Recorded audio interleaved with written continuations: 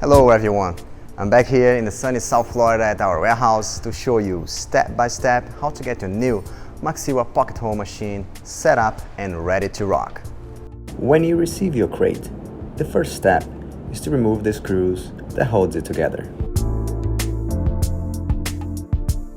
Then you remove the white wrapping and the shrink wrap from the top of the machine.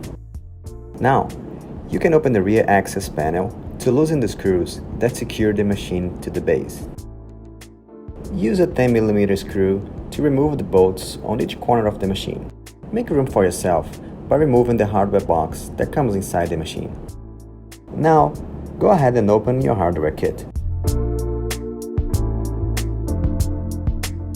Inside, you will find manuals that gives you information on the routers and tools to make adjustments if necessary. You will also find information on the bits, such as part numbers and sizes. We have two templates, one that will help you adjust the depth of the bit, and another for the routers themselves.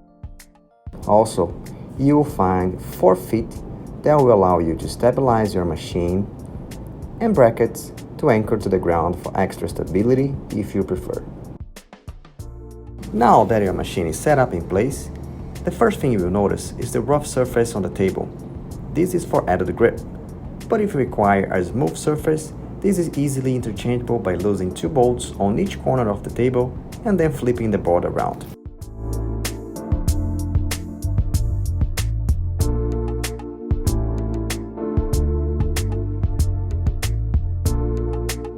Now that we changed the table surface, let's go ahead and look the side of the machine. Over here, you have the electrical panel. By removing the bolts that hold the electrical panel in place, you will have access to all electrical components inside the machine. On the rear of the machine, you have an air regulator. This is preset to 90 psi, which is the minimum required to operate the machine.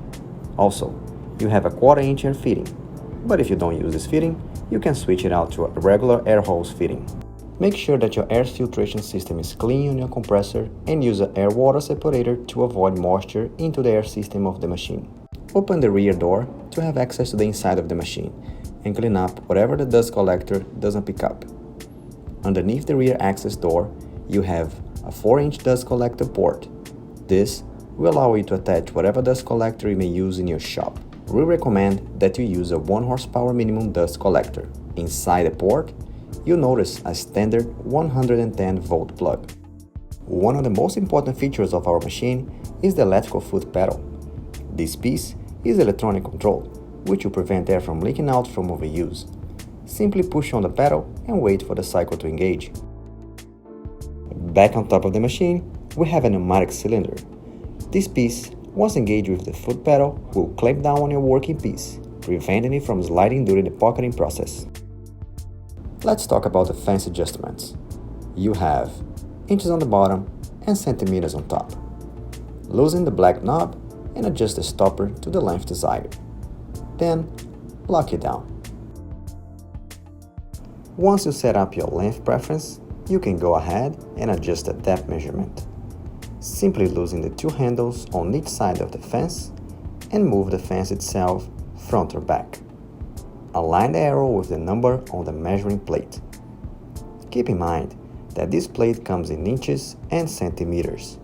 Depending on the preference, you loosen these 2 bolts and flip this plate around. Once your depth is already set, tighten these handles. Now you are ready to use your machine. Go ahead and turn it on. Turn your laser on and select the hardness of the wood you're working with. Make sure that the notch is lined up with the lettering. If it's too low, you might not be in the cycle you want to be in. Keep in mind that depending on the hardness of wood, the cycle will be slower. The softer your wood, the faster the cycle. Another thing to keep in mind is that you must hold down the pedal down until the cycle engages. Otherwise, you will damage the bits or the motors. The laser signifies 0, meaning that that's where your hole or pocket slot will be. Now, let's look inside the machine. Underneath the table, you'll find a knob. Loosen it and you'll be able to lift the top of the table up. The kickstand will hold the table in place, allowing you to access the motors.